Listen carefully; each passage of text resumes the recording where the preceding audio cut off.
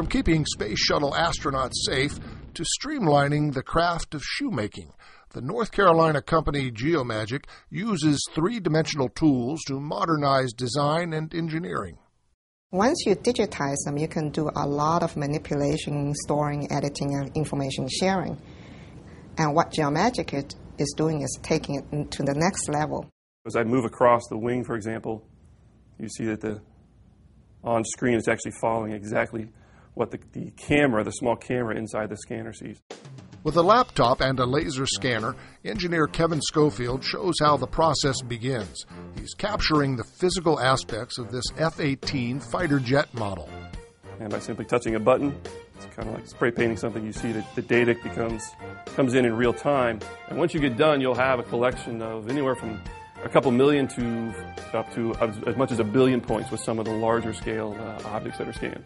Those points, like the one used on this motorcycle part, are converted to information that, for example, can be used in CAD/CAM, computer-aided design and manufacturing. Each of these regions was identified or classified as a different type. Yellow means it's a cylinder. The green means it's a plane. The orange means it's an extrusion, and so on. If the physical object is properly mapped, a new part can be created, whether it's in a race car, the human body, or a spacecraft. NASA uses the technology to identify damage to the space shuttle. Flying debris during liftoff can harm the orbiter's protective tiles. But since the Columbia accident, crews have used cameras to document any gouges or dents. Back on Earth, a 3D model of the damage is created so spacewalkers can use the proper tools to make potentially life-saving repairs. When I grew up, I wanted to be an astronaut. So the reason the NASA space shuttle application is so interesting to me, part of it is just to fulfill my childhood dream that I didn't realize.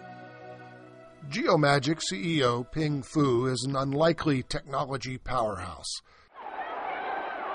She's survived horrific ordeals growing up in China during Mao Zedong's Cultural Revolution.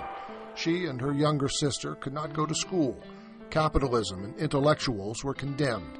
She both witnessed and endured violence, brainwashing, and malnutrition. There was certain goodness, kindness, and caring being instilled in me. My uncle also, I think he anticipated things will come, so he taught me resilience. At age 23, she was thrown in prison, but as fate would have it, instead of being executed, she was deported to the United States. I did not know I would become a businesswoman because when I was raised in China, I was brainwashed money was evil.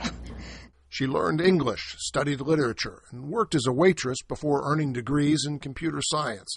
She created Geomagic in 1997 and navigated it through the dot-com bust. In 2005, Inc. magazine chose her Entrepreneur of the Year, and she shared stages with former presidents. The National Science Foundation has awarded Geomagic several grants to improve technologies for product design and development. Geomagic software now is used widely to modernize manufacturing. Timberland uses it to design and make its shoes. The upgrade has reduced their waste and gets new styles to market faster. After 9/11, Geomagic worked on a project to scan the Statue of Liberty, so if a terrorist attack destroyed the national treasure, it could be rebuilt exactly. So when the government called on us, we actually putting our people on the project. So now they not only have all of the engineering data, they also have all the wear and tear, the coloration. The software sometimes inspires some unusual applications. Soccer is huge in Europe, so for the Euro 2008 games, some of the continent's best players had their heads scanned. A huddle of their 56-foot likenesses mesmerized visitors to Zurich's central train station. I do believe design and manufacturing is a backbone of country's economy. We should not lose it. Build more of the things that we want and less of the things that we don't want.